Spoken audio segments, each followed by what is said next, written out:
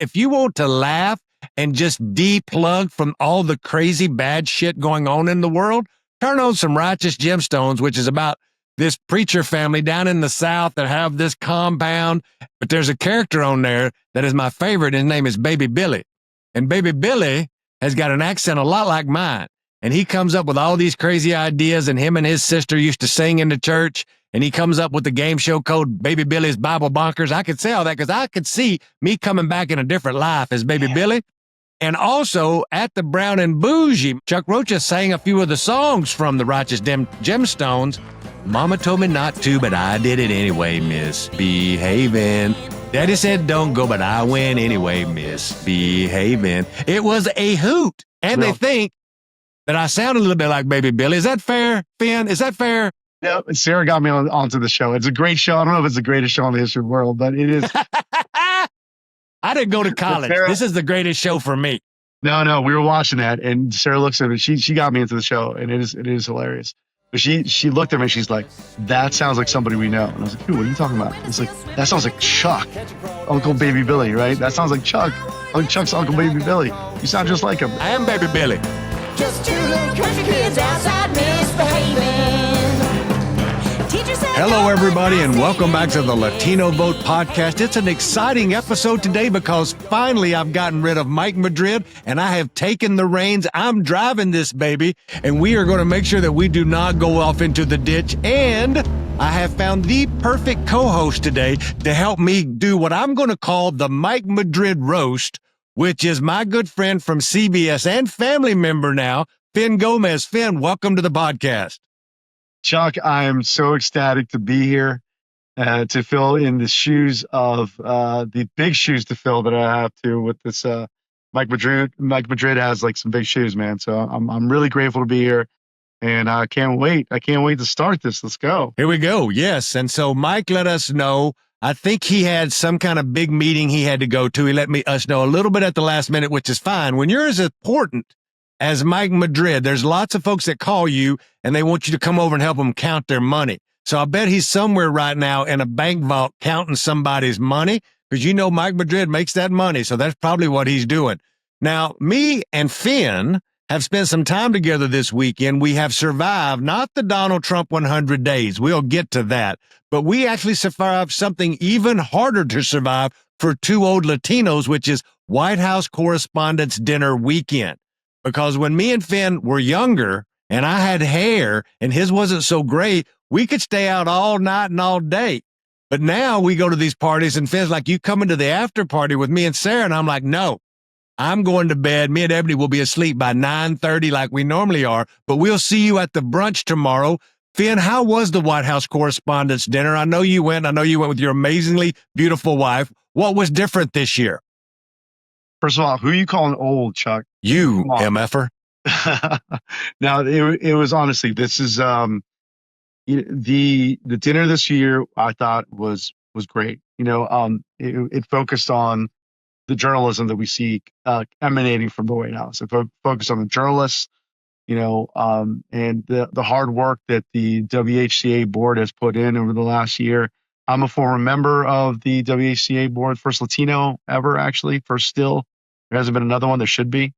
But so I know the amount of work to put in. And, you know, Weijia Jiang, who's our vice president, she's a colleague of mine at CBS News. She's one of my correspondents. She's amazing. She's the vice president and the incoming president. So it was good to go and honor her. And it's just good to see people, man. You know, good to see people after a very furious pace in these last 100 days. It's just good to have, like, you know, a moment just to kind of celebrate and just kind of go to some parties, go to some good brunches. Oh, we're going to get there. Don't you worry. Right. So it was good. Also, you should know that there was a Brown and Bougie Brunch, the third annual Brown and Bougie Brunch, where me and Solidarity Strategies and a whole bunch of grateful and appreciative folks that help us sponsor this event, we honored Hispanic journalists. I'm proud to say that Fin Gómez and Alicia Menendez were the first two journalists to win the inaugural award 3 years ago. And now we went on now to give it out to a bunch of folks that are Hispanic journalists that are covering our community that here on the podcast we talk about all the time. And this year's honorees were Washington Post's great reporter and our sister, Sabrina Rodriguez. And then from the Bulwark, the great Adrian Carrasquillo.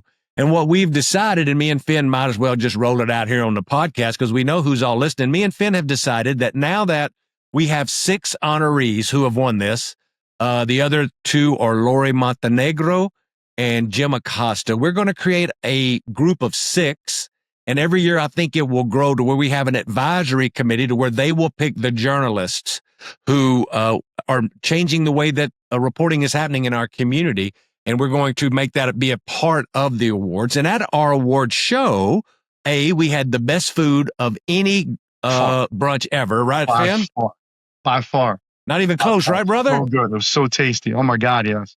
The chicken mole. Let me shout out to this amazing. I'm going to get the name of the restaurant and put it in the show notes because they were really good. People come just for the food. Sure, they come to see me. They probably just come to see my beautiful wife, Ebony. I hope I find that out. I'll whoop their ass. Anyway, they come to eat the food. We have a really great time. It's really family time during the middle of the day on the Saturday, Brown and Bougie. I know Andreas, our producer, is going to put some pictures up. I've got great pictures of Fin, great pictures of other folks there.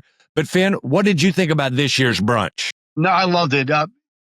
First of all, let me just say, there was never an event until this one was created to honor Latino journalists, Latino reporters, primarily who cover the White House, but all across the board. And it was great. I mean, we're focused, and it's focused on the journalism too. I mean, these are some great journalists who worked so hard, who've broken a lot of stories. You and I both know really well, Chuck, and I think, and I think it was the first event, and I would add that you joined as CBS News political contributor. It was a great atmosphere, and by far the best food I had all weekend. Best food I've had in a while, to be honest. It's hard to get good Mexican food in DC, but I don't talk disparagingly of the DC Hispanic diaspora because Fin Gómez is a product of that. So we never badmouth them. I'm just saying particular Texas Mexican food. You can get some pupusas here that are to kill for from the good El Salvadorians right there, Fin. That's right. That's the best pupusas in the country. Right here. And as Fin just said, we should also mention that for those that were listening and tuning in, we kind of went past that, but I'm really honored to be joining Fin Gómez, Ed O'Keefe, our good brothers over at CBS and sisters over at CBS, where I'm now one of the newest political contributors over there. And I think I wear that responsibility heavy on my shoulders, knowing that there's a lot of folks who are on TV who are talking about the news every day. And I'm really honored to be a part of the CBS and the Paramount family now, with all the great folks that are over there, Mark Lima and all of our friends. Like, when you start thinking about representation in media, the reason I'm so excited about CBS is, we brag about Fin being one of the only Latino executives along with Mark and others over there. But if you think about them and Ed O'Keefe and all the great reporters that Fin himself have hired and put on the road, there's as much representation in the Latino community and the diaspora at CBS as almost any major outlet, if not the one of all the country. Do I have that right, Fin? That's right. That's right. Yeah. We have some excellent journalists from across the board, but a lot of Latino journalists. That's right.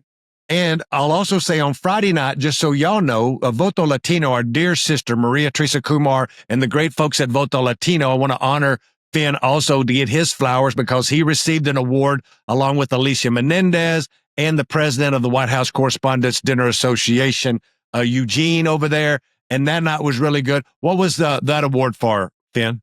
It's called the Execute Impact Award. And it was an honor. And it was an honor to be there. It was an honor to be there with my, so many people that I know and love. My CBS familia was there.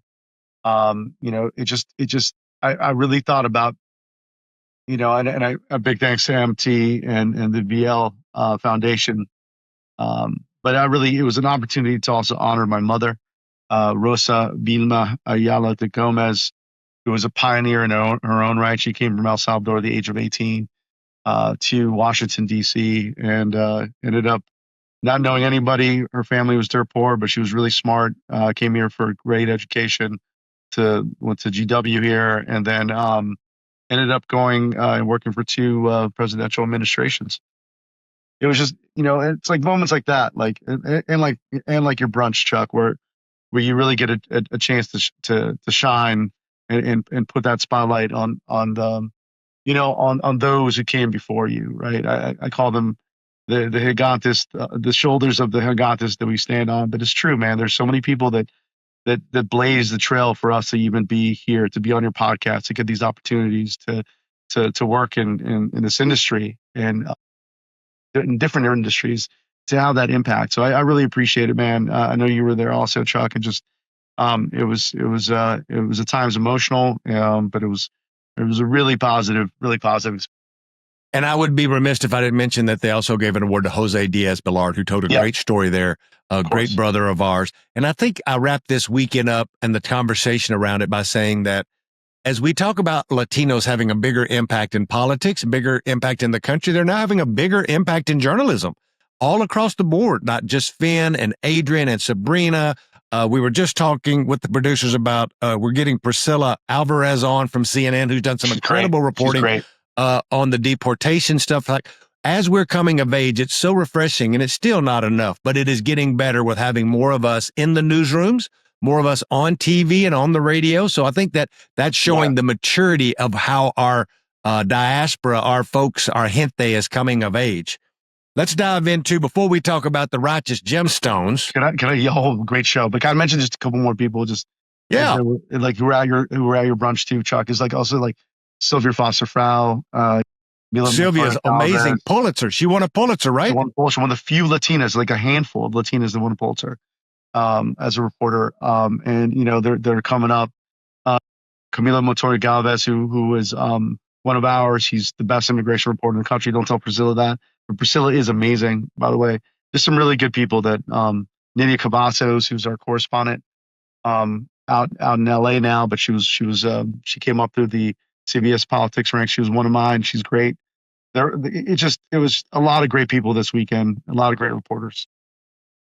A lot of great reporters. And the reason I brought up the Righteous Gemstones is because at my brunch, I recognized Adrian Carrasquillo, not the award winner, but for turning me on to the most amazing TV show in the history of TV shows. For those of you not listening, I'm not getting paid to be out here promoting the Righteous Gemstones, but if you want to laugh and just deplug from all the crazy bad shit going on in the world, turn on some Righteous Gemstones, which is about this preacher family down in the South that have this compound and they're doing all this. It is crazy. It ain't for the kids to watch. Let me be clear about that. But there's a character on there that is my favorite. His name is Baby Billy. And Baby Billy has got an accent a lot like mine. And he comes up with all these crazy ideas, and him and his sister used to sing in the church, and he comes up with the game show called Baby Billy's Bible Bonkers. I could say all that because I could see me coming back in a different life as Baby Billy. And also at the Brown and Bougie, Mike Madrid, you should know that Chuck Rocha sang a few of the songs from the Righteous Gemstones. Mama told me not to, but I did it anyway, misbehaving. Daddy said don't go, but I went anyway, misbehaving. It was a hoot, and we need more of laughter, not so much ugliness. But as we talk about ugliness, and I'm not going to make Fin talk about the Righteous Gemstones, even though I know him and Sarah are big fans, and they think that I sound a little bit like Baby Billy. Is that fair, Fin? Is that fair? Yeah, Sarah got me onto the show. It's a great show. I don't know if it's the greatest show in the history of the world, but it is. I didn't go to college. Sarah, this is the greatest show for me. No, we were watching that, and Sarah looks at me. She got me into the show, and it is hilarious. But she looked at me. She's like, "That sounds like somebody we know." And I was like, "Who? What are you talking about?" And it's like, "That sounds like Chuck, Uncle Baby Billy, right? That sounds like Chuck. Like Chuck's Uncle Baby Billy. You sound just like him." I am Baby Billy. Walter Goggins is the actor. And many people know him as the actor he's also in White Lotus. He's in White Lotus. But I know him as Baby Billy. He's Uncle Baby Billy. And yes. I mean, you should honestly maybe check into like some infringement there. I mean, he does sound like he ripped off your accent. I'm just saying. Just saying. Andres, when we do the lead in for this podcast, we need to find some music from the Righteous Gemstones, maybe Misbehaving. Or you could do the one where he's out by the pool when he's been sequestered off to the resort. When he's like, there will come a payday, there will come a payday, there will come a payday, my Lord. I love that show. Anyway, we got to get serious because Mike Madrid will be really mad that we haven't talked about public policy or any of his stupid numbers that he'll want us to talk about. This is my damn podcast today.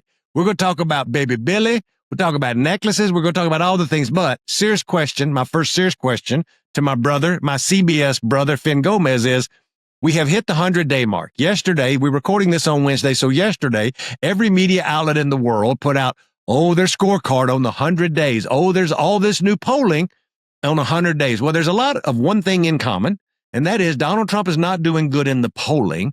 There's lots of folks out there, Republicans and Democrats talking about all the nuances of the numbers. And thank God Mike's not here today to dig into all these boring numbers. If you want to know what's going on in the numbers, 3 words for you. Not good for Trump. Maybe that's 4 words. It's not good for him. But tell me, Finn, because you're in the news, you're reporting the news. You're not a Democrat. You're not a Republican. You just report the news. So tell me what the news is saying about what they're covering as 100-day news. What's the news on the 100-day mark? No, absolutely, Chuck. And as you know, I do truly believe emphatically in objective journalism, and I just and on it and focused on the 100-day mark, and that's something that goes back, by the way, Chuck, all the way to FDR. He was the first one to do the 100-day market milestone. To look at that, I mean, a couple of things we know is that Trump has broken the record for the majority of executive orders ever done in the first 100 days. I think it's like 142. Mostly, a lot of them have gone to backlash, Democrats, critics, because they say it focuses too much on expanding the power of the executive branch in comparison to. Well, that's a great point. The expanding the power, right? That's right. Great. Republicans say, this is about trying to get legislation that matters. He has a mandate. And there's too much gridlock in Washington, and this is the only way we can do it. And to expect more coming this way on tax cuts as well. That's something that Caroline Levitt said. You talked about polls, Chuck. There have been a lot of polls that have showed, including the CBS News poll, that show that the president has slid backwards on his favorabilities, primarily because of the economy and tariffs. Because of the impact. We've seen it. I mean, today, the day today it's being taped, we did see that the GDP took a hit, primarily, Chuck, and which showed the economy receding a little bit, and that's primarily because the suppliers, the companies are trying to get in supplies ahead of the tariffs. So they're trying. Can you tell the audience what was the new growth numbers that came out this morning? Did we grow just a little bit? Actually, we've receded a little bit. Shut up, so for those of y'all listening, you should know that we were worried. So the GDP grew under the last quarter of Biden like 2.1%. Don't hold me to that, but it was around 2%, I think, right, Finn?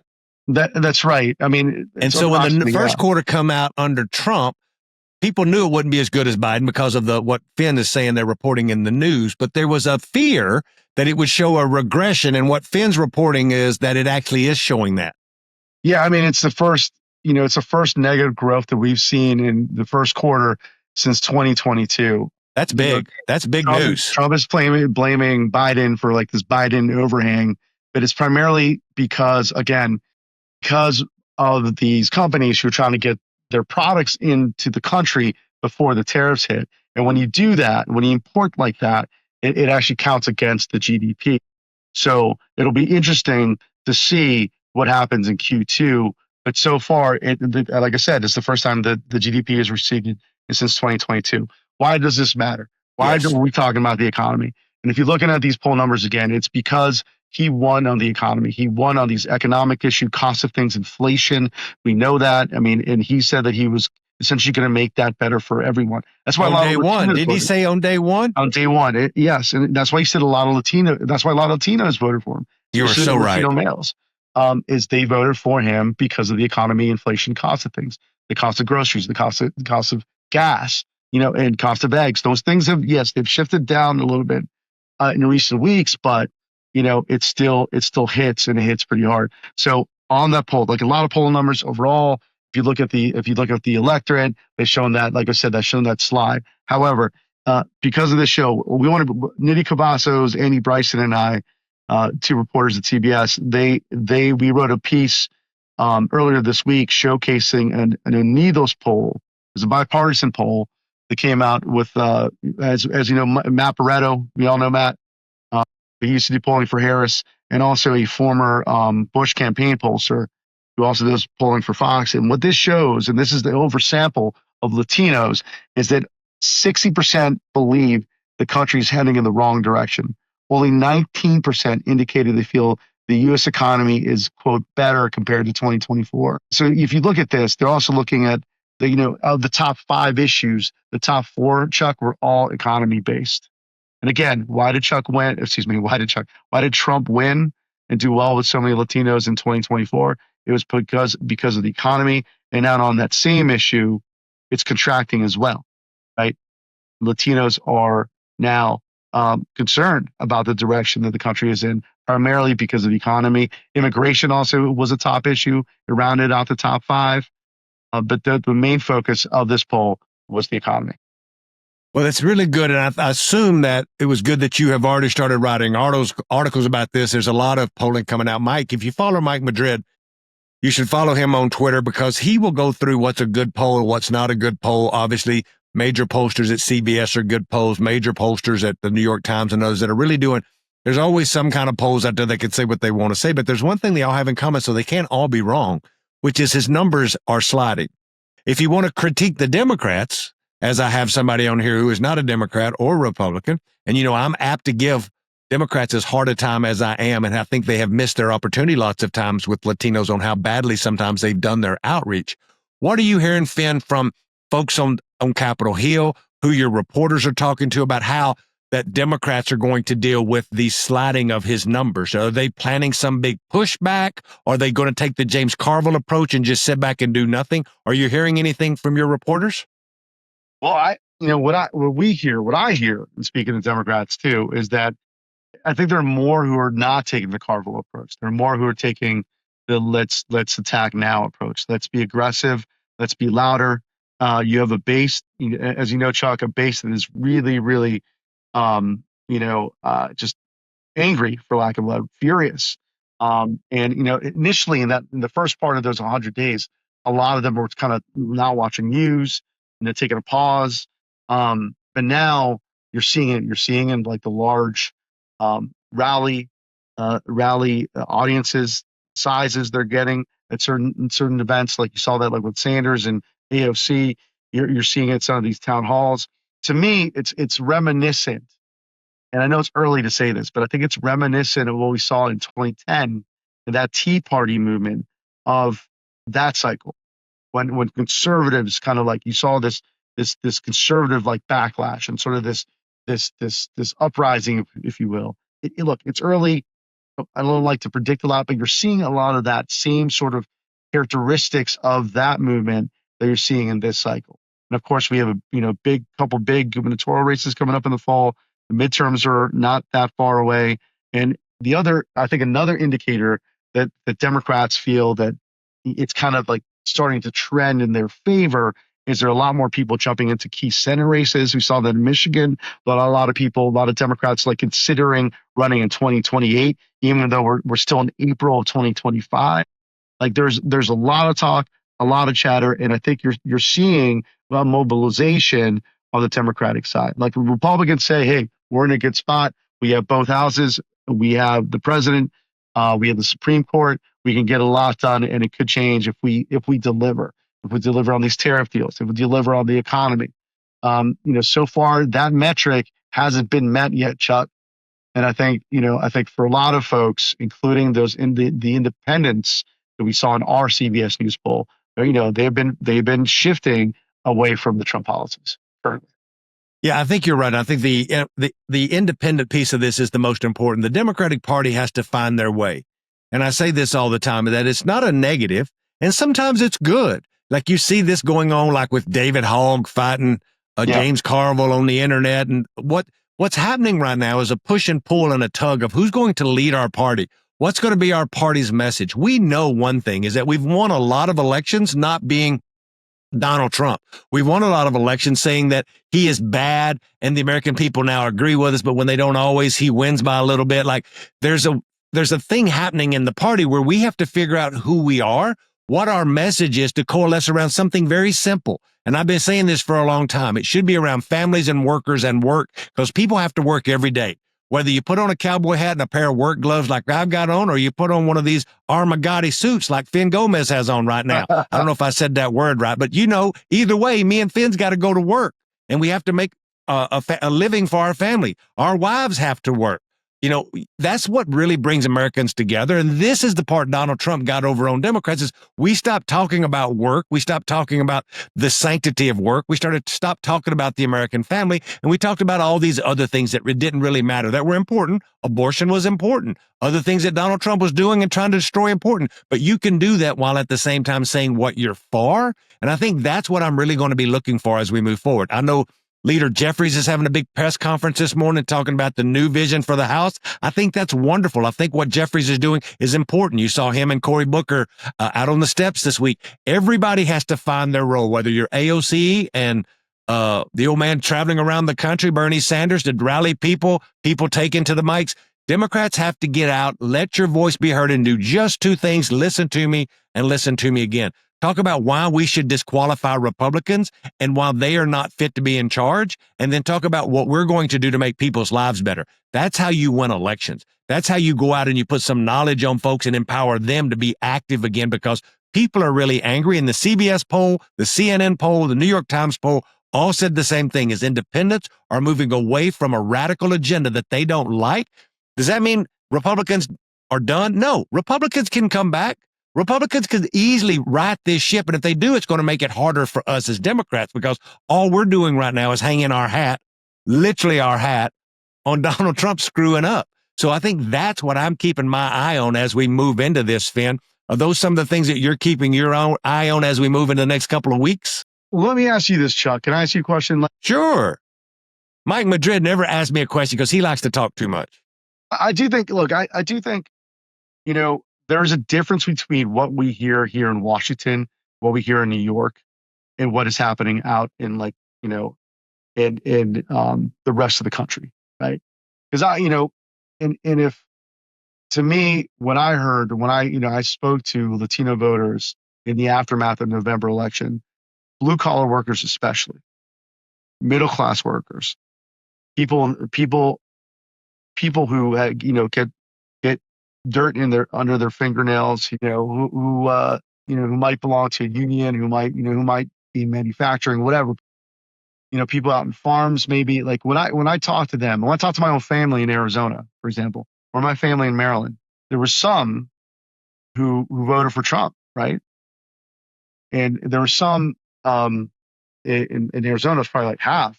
They went, I think some of them went like Obama, HRC, Biden, then Trump, right? And when I asked them what was that dynamic, what made them change, what made them shift, is they felt the Democratic Party was not paying attention to them. They were not focused on the issues that they truly mattered. Do you think, Chuck, in this new iteration of the Democratic Party, as it still continues to find its leader, right? Do you think, Chuck, that is there any concern about not hearing that working class voter, like some say they weren't heard in 2020? I think that's always a possibility. And the warning I have for Democrats is the working class voter that Fin Gómez is talking about is the same working class voter that Mike Madrid talks about all the time, to be honest. And I hate giving Mike credit, but he deserves it on this. And that is, we haven't talked to them the way we should talk to them about things that they care about.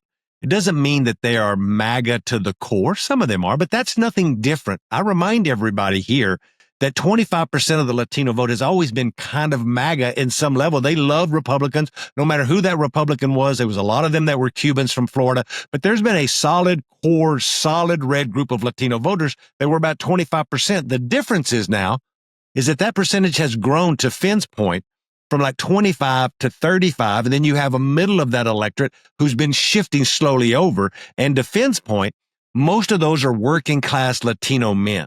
Young Latinas, young working class Latinas have consistently been voting Democrat. They may have slid a little bit here or there, but they are a way better voting bloc for Democrats than Latino men. Well, why is that, Chuck? It's machismo this, or it's all of this, or they're so caught up in the bromosphere. No, sure, there could be a little bit of that. But Fin makes a great point is that it's really about showing up and speaking to them in the right way.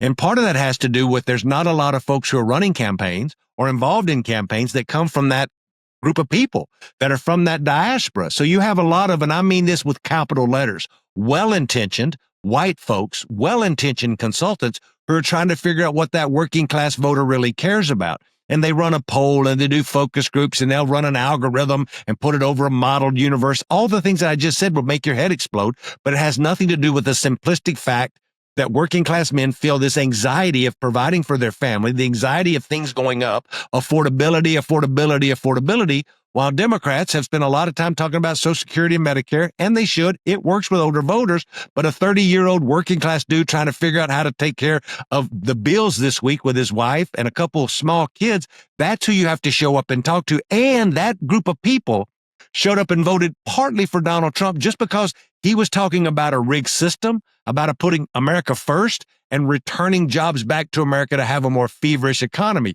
We would see now that that's failing. So there's an opportunity, to Finn's point, to win them back.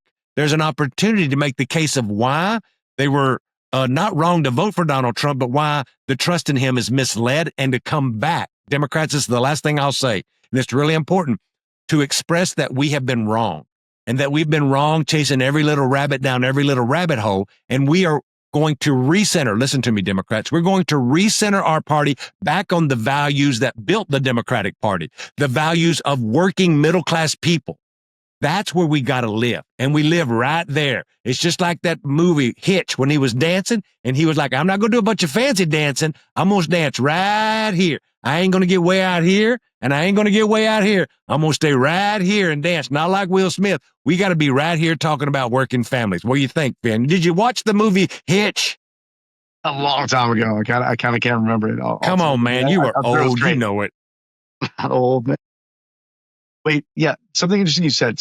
Look, 54% of Latino men voted for Donald Trump in 2024. The economy was ranking as their top issue. Yes. And I think 46% of Latino voters overall, according to the exit poll, polling data.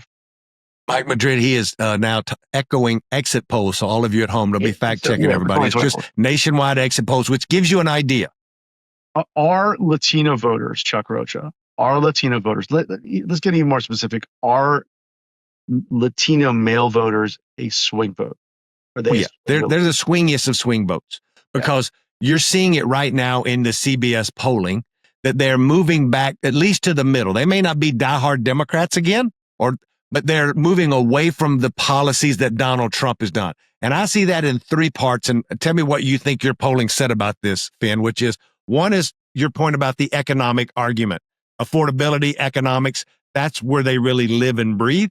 But we're also seeing in some of the polling, Donald Trump's numbers going down with the way he's handling immigration because of all the things that he's doing with the deportations and going around the system. People, Latinos, even Latino immigrants, they're all in for let's deport criminals. Let's deport gang members. And nobody is against that. Everybody is for that. But here's where the polling is telling us is that this is what they're not for, which is not listening to the courts, going around the system, and not giving people due process to make sure that they're actually in a gang and that we're not deporting U.S. citizens. Are you seeing any of that in your polling, Finn? Yeah, of those polled, this is like, according to our CBS News poll that came out last Sunday, the president continues to get majority approval for his deportation program. He does. Majority approval. Among all Americans. However, 56% of Hispanic voters disapprove. Some 81% of respondents say it's not acceptable if legal U.S. residents are mistakenly deported, including 84% of Latino voters. So, I mean, that part definitely does exist in this poll. There's also concern in that underneath those poll of 43% said they fear immigration authorities will arrest them even if they're U.S. citizens or have legal status.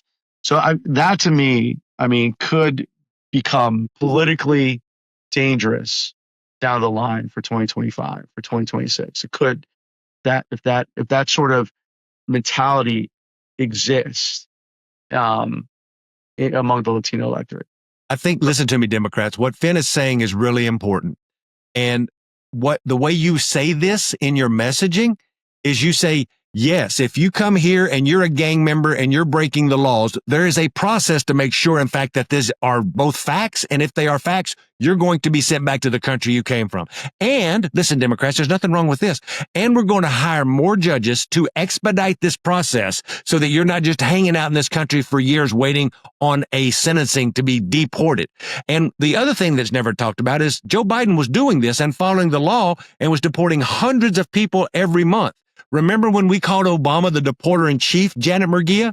Rightfully so, because he was doing this at an expedited way. And there's a way to do this by having a due process, following the laws, and deporting bad people. Everybody's for that, right, Finn? Are you seeing the same?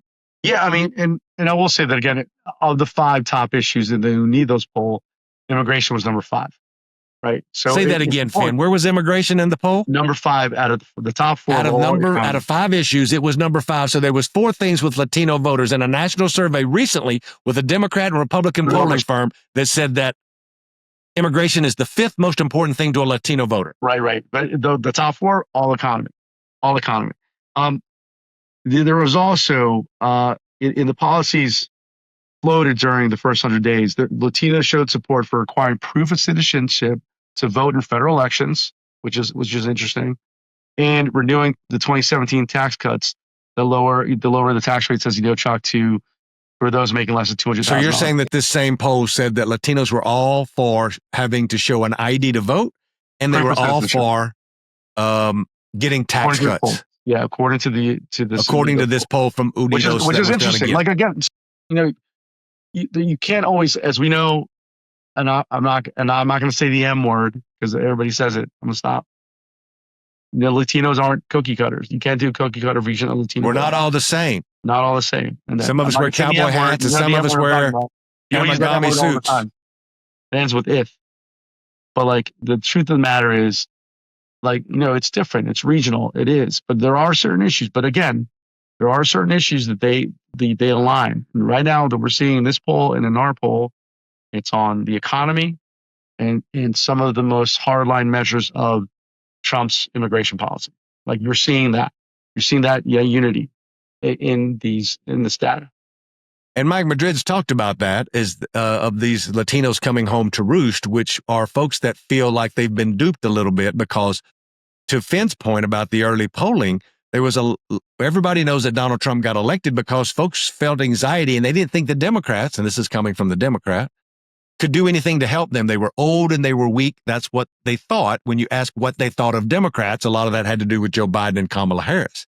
What did you think about Donald Trump? Well, in my focus groups, they would say that he's crazy, but he's strong. And crazy and strong beats old and weak every single time. But now we've gotten rid of old and weak. So what do we do with the party as a vision of who we are? That's the part that Finn was talking about that we have to struggle with.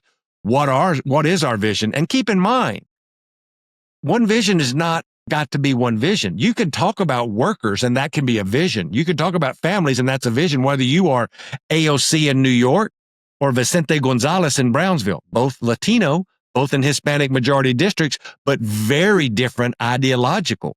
Does that mean their votes are less or their people are less Latino? No, they just look at the world through a different lens. But I guarantee you one thing, if you're a Mexican redneck in Brownsville, or you are some kind of hippie Latino in New York City, in Queens, you all have to go to work. You all have to provide for your family or provide for yourself. That's why I think we get back to centering this message around work. And I think that's really the key. And it's going to be interesting. I don't want to get into a big bunch of budget decisions right now about what's going on, but currently in the Congress, they're marking up bills that will determine what's this big, beautiful bill look like that Donald Trump is talking about. Are we going to cut Medicaid? Are we going to cut other services? What are we going to cut to make sure that folks can continue to have tax breaks for millionaires, in my opinion? That's going to be the real decision. And you're going to see a lot of Democrats, a lot of Latino Democrats, I just mentioned 2 that were very far apart. Be interesting to watch them as we move into this, what I call a budget debate. Right, Finn? There's a lot of Latinos right now, including AOC, Gonzalez, like as you mentioned, but also There's also like, Gallego in Arizona, which I find really interesting. I mean, so Gallego. Ruben Gallego in Arizona, who we interviewed 3 weeks ago, who was a great interview. If you haven't seen that interview, me and Mike did that. You should listen to it. He was very candid about his vision for the party. One of the things that, I think registered, at least this is anecdotal in speaking to our Latino voters, regardless of the content, there was a sense that Trump was talking to them in a way that he was like sort of disrupting the norm. He was being authentic in a sense, at least portraying that. I'm not talking about content, but portraying that.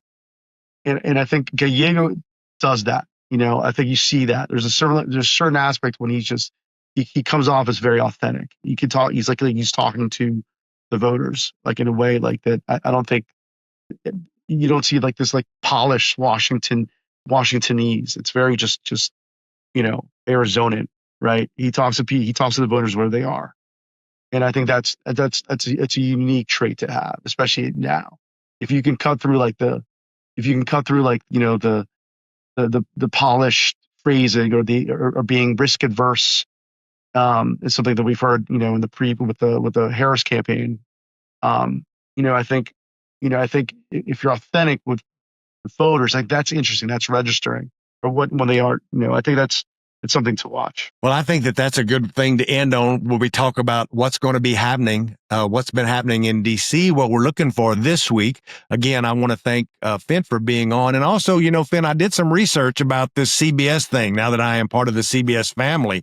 And I see that CBS has Big Brother and Survivor. And do I get any kind of tchotchkes with that to where I can actually be on Survivor or any of that stuff? Or is there somebody else that I call outside of the newsroom? Because I think I would be good on Survivor.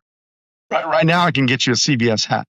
That's all I get is a hat? Right now, that's what I have. Don't spin around in your office and look for stuff that somebody else already give you to re-gift me, damn it. I done seen it over there. I want to get in all the Paramount movies now.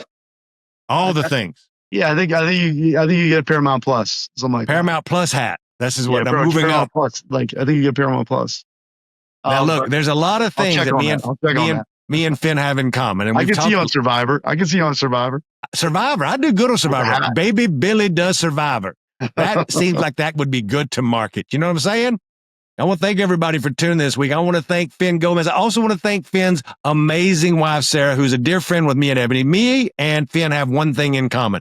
We way outkicked our coverage when it comes to our better halves. I don't know why they're with two big ugly Latinos, Fin. There's a special place in heaven for both of those women. I'm just saying, me and you are both lucky men. And we're happy to have Fin this week. Look up Fin on all of his social media handles, on the X, on the Instagrams, all the other things. If you still are lucky enough to have your mom and dad with you, make sure you give them a call this week. Mike Madrid may be back next week. I'm not sure his travel schedule, or if he's still in the south of France or in some bank vault counting all of his money. But until next week, y'all be good.